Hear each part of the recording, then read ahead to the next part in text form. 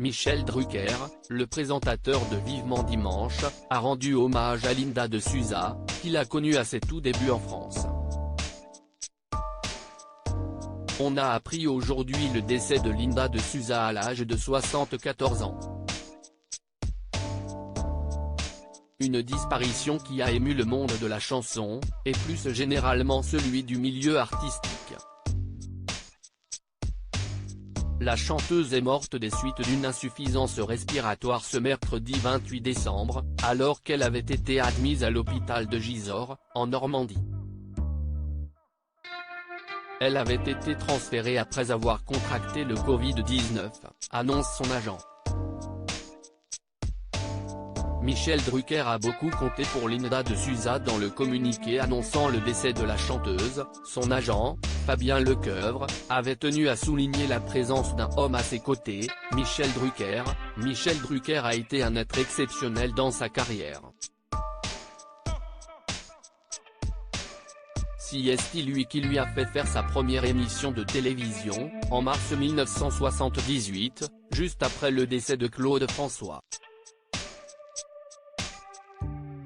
À l'époque, celle qui n'est pas encore la star qui remplira les salles remplace le chanteur disparu quelques jours plus tôt, le 11 mars 1978, il ne l'a jamais abandonné, il lui a encore consacré une émission spéciale de Vivement Dimanche il y a quelques années. Ces mots ont particulièrement touché le principal intéressé, qui s'est exprimé sur le décès de Linda de Souza auprès de France Info. C'est quelqu'un qui a marqué son époque, qui a marqué les Français, explique-t-il. Je suis triste, car c'est quelqu'un que j'ai connu à ses débuts.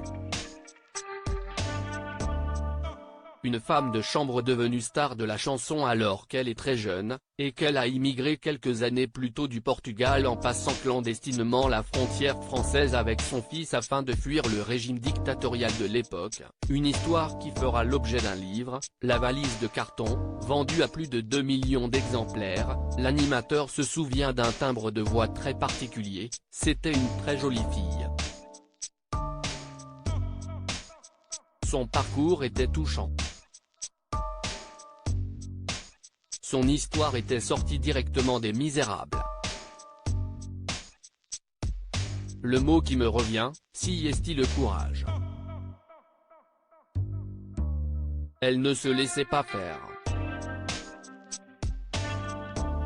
C'était une battante, une rebelle, ajoute-t-il. Je l'ai connue, elle était femme de chambre. À lire aussi mort de Linda de Souza, relation compliquée avec son fils, problèmes financiers. Les dernières années difficiles de la chanteuse.